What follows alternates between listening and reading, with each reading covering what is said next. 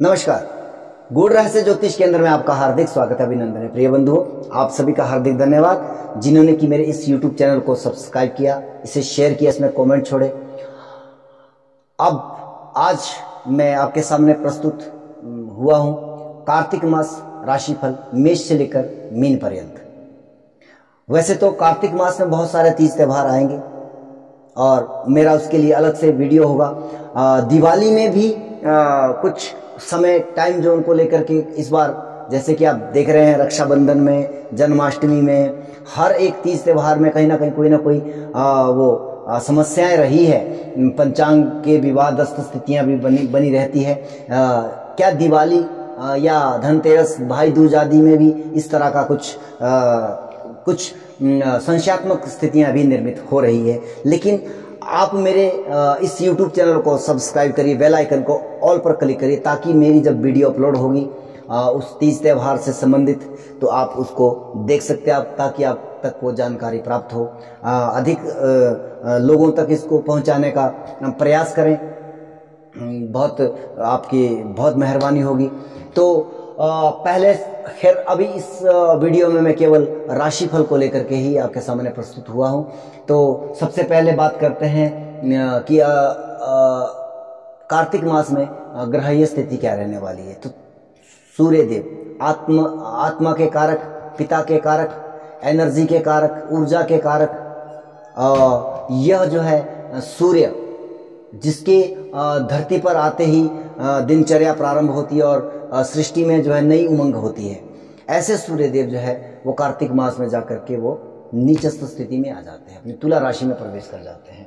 तो यहाँ पर 17 अक्टूबर से लेकर 16 नवंबर तक जो है वो सूर्य देव जो है नीचस्थ स्थिति में रहने वाले हैं।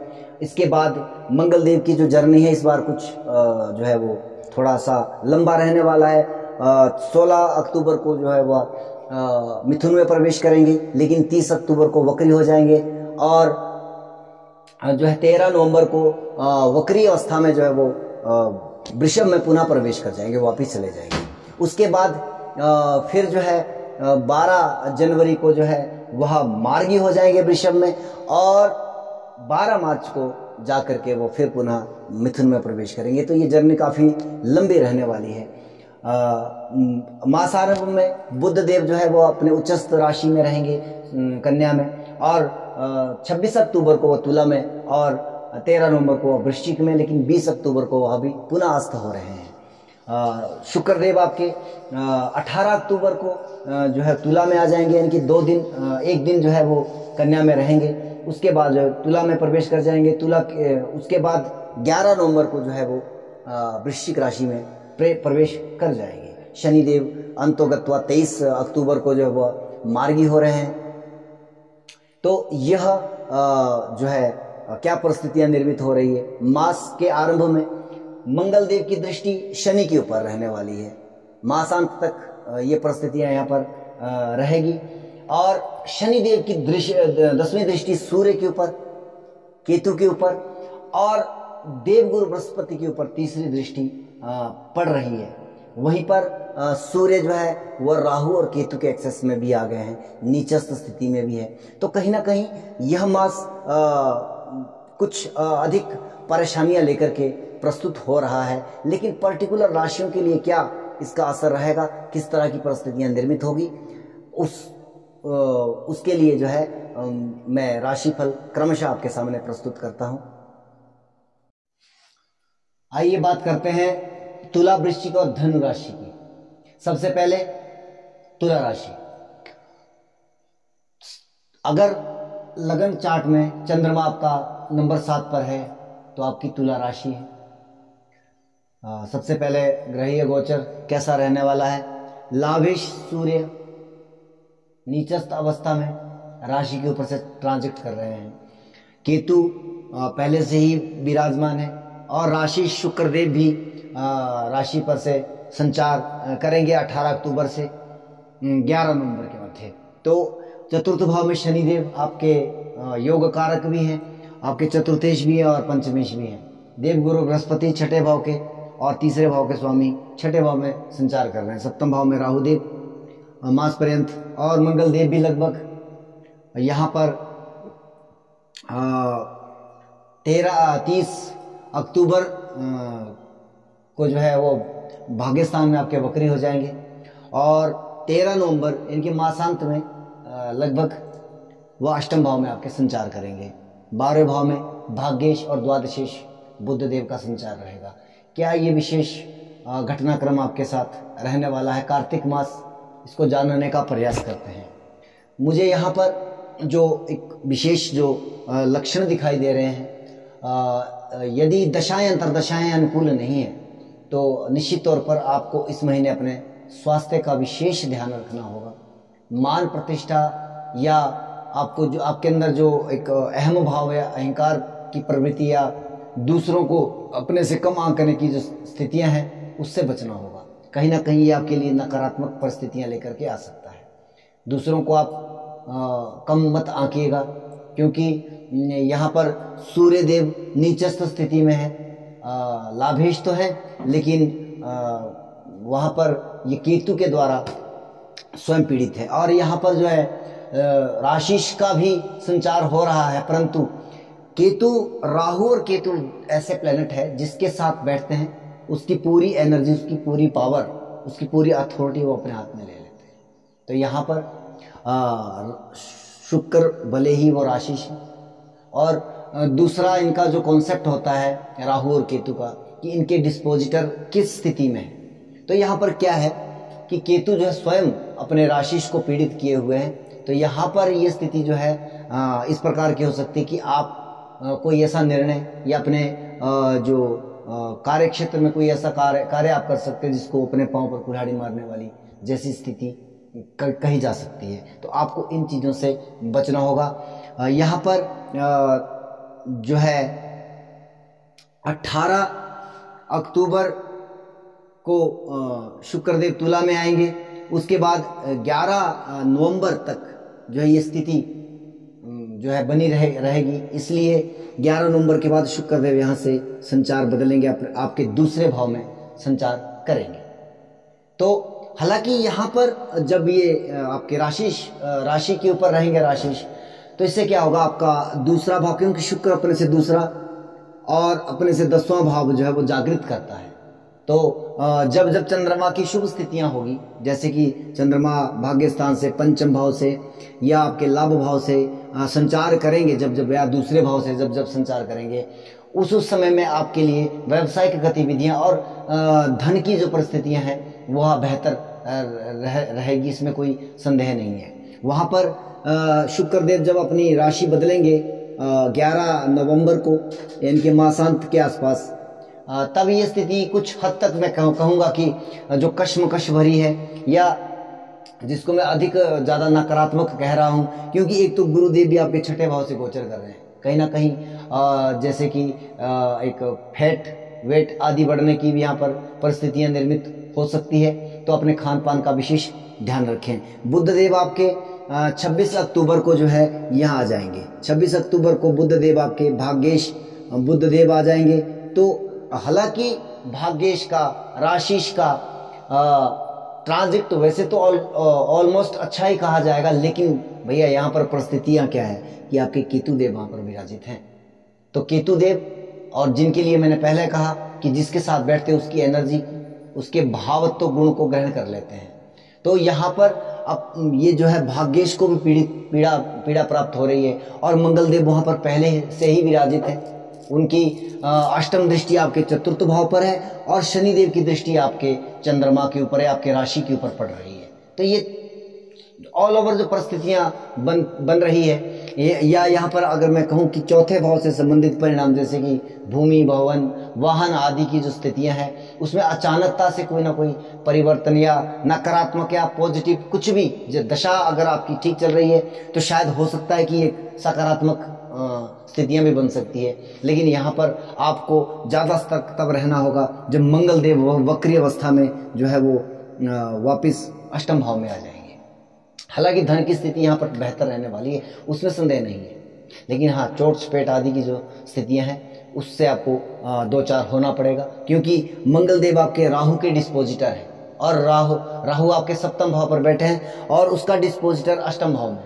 तो कहीं ना कहीं आपके जो जीवन साथी है, आपका स्पाउस है, उसके भी स्वास्थ्य को लेकर के कहीं ना कहीं कुछ परेशानियां आपको यहाँ पर फेस करनी पड़ेगी। मैं धन या कार्य क्षेत्र के लिए नकारात्मक नहीं कह सकता हूँ, लेकिन कहीं ना कहीं आपका व्यक्तिगत जो स्थितियां हैं उसमें कुछ थोड़ी सी स्वास्थ्य को लेकर के या प्रतिष्ठा मान सम्मान को लेकर के मुझे कुछ दिक्कतें यहाँ पर दिखाई दे रही है।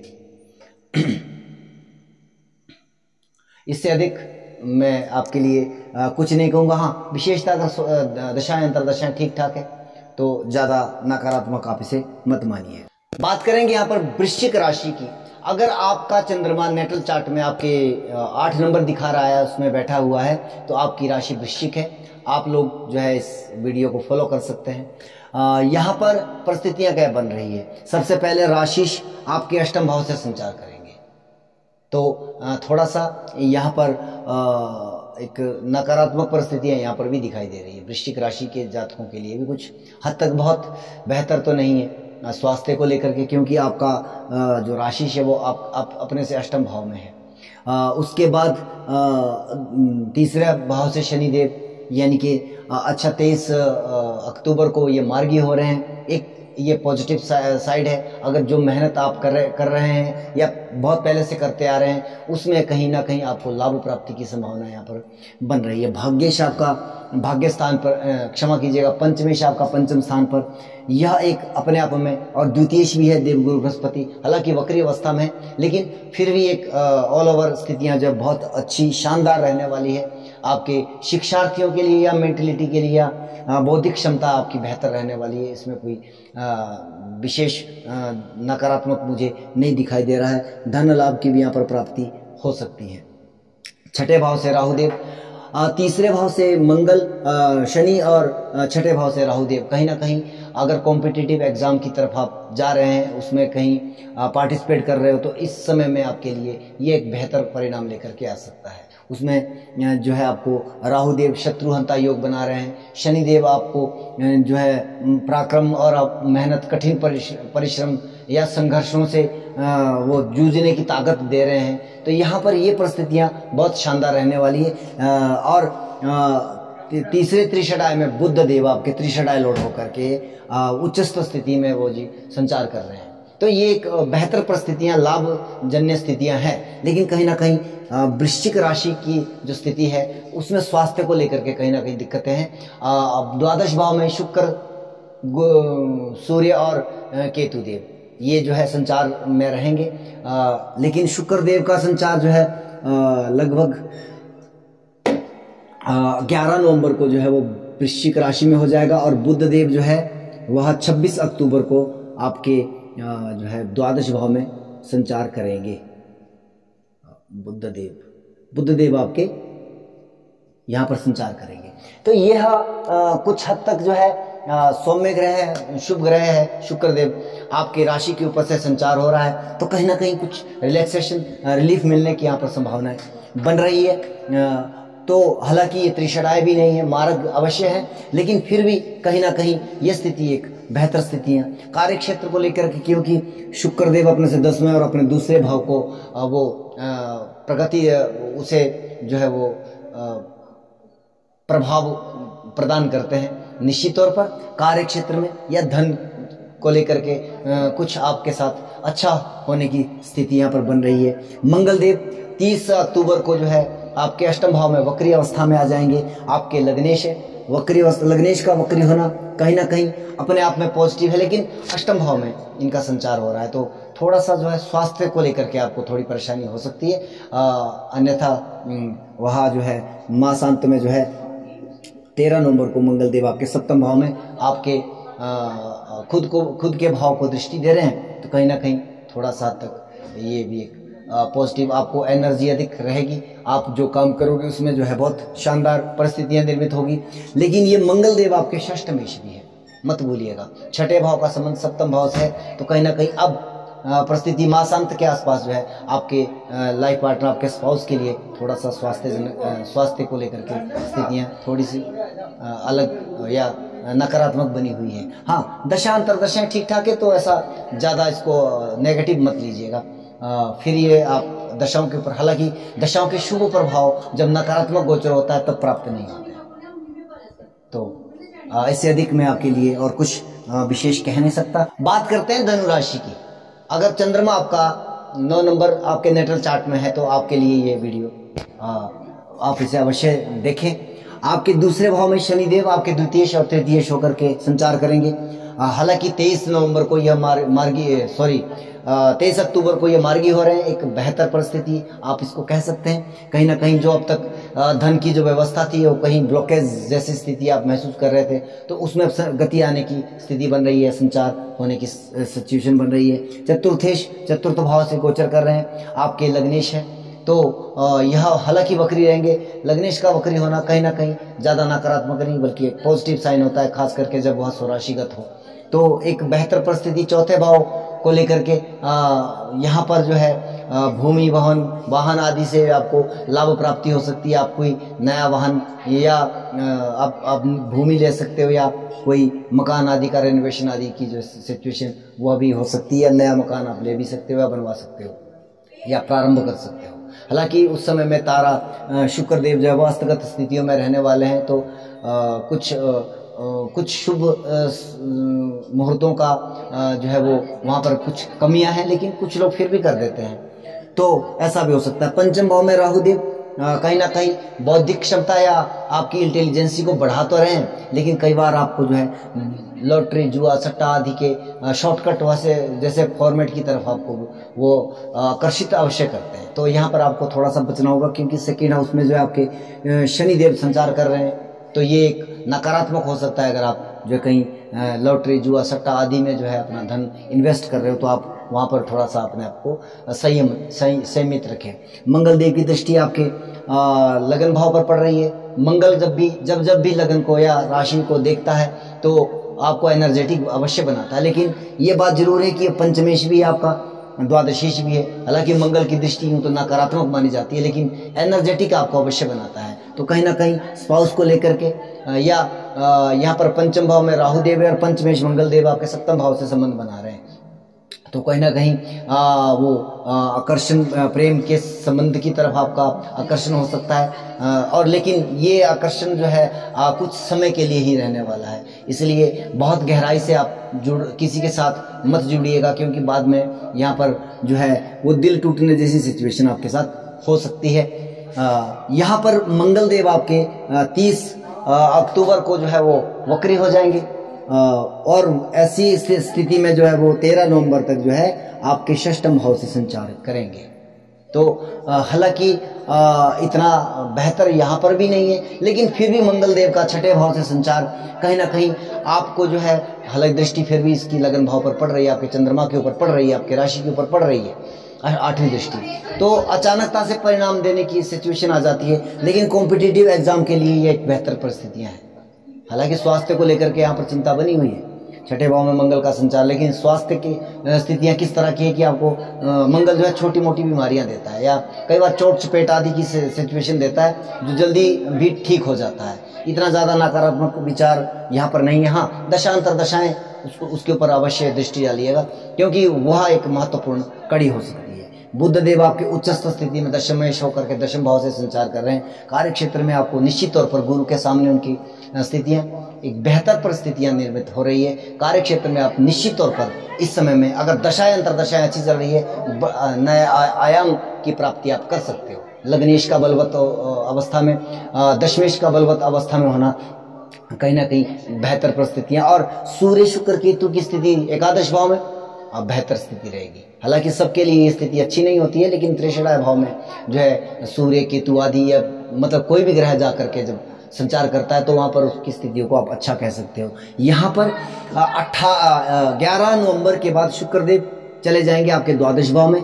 यहाँ पर भी ये नकारात्मक परिस्थितियां नहीं कह सकते हैं, यहाँ पर बहुत बेहतर शुक्रदेव का संचार होता है, खास करके जब वह आपकी कुंडली के लिए योग कारक ना हो। तो शुक्रदेव अगर द्वादश भाव से संचार करते हैं या द्वादश भाव में विराजित होते हैं, कहीं ना कहीं एक बेहतर परिस्थितियां या आपको सुख प्रदान करते हैं, शैया सुख प्रदान करते हैं, कहीं ना कहीं भोगों की प्राप्ति होती है। बुध देव आपके जो है 26 अक्टूबर को आपके एकादश भाव में आ जाएंगे। दशमेश का एकादश भाव में संचार होना कहीं ना कहीं व्यवसाय से आपको लाभ प्राप्ति की संभावना है, और वहां पर दशमेश और भाग्येश का युतिगत स्थितियों में एक बेहतर परिस्थिति है। हालांकि वहां केतु देव का प्रभाव अधिक रहेगा, क्योंकि जैसे कि मैंने पहले भी कहा कि केतु राहु केतु की परिस्थितियां ये होती है कि वह जिस भी ग्रह के साथ बैठते हैं उसकी पूरी एनर्जी को ऑब्जर्व कर लेते हैं और उसी के ही अकॉर्डिंग वो परिणाम भी देते हैं। लेकिन यहाँ पर अब क्या हो गया कि केतु देव आपके दशमेश और भाग्येश के साथ संचार कर रहे हैं एकादश भाव में, तो एक बहुत बेहतर परिस्थिति आपके लिए निर्मित हो रही है। 3 राशियों में से धनु राशि एक बेहतर राशि मुझे इस मास की परिस्थिति में दिखाई दे रही है। हालांकि सूर्य देव नीच स्थिति में है, कहीं ना कहीं पिता के स्वास्थ्य को आप अवश्य इग्नोर ना करें, तो वहां पर आपको ध्यान देना होगा। वीडियो को अंत तक देखने के लिए बहुत बहुत धन्यवाद। जय सिया राम, जय श्री राधे।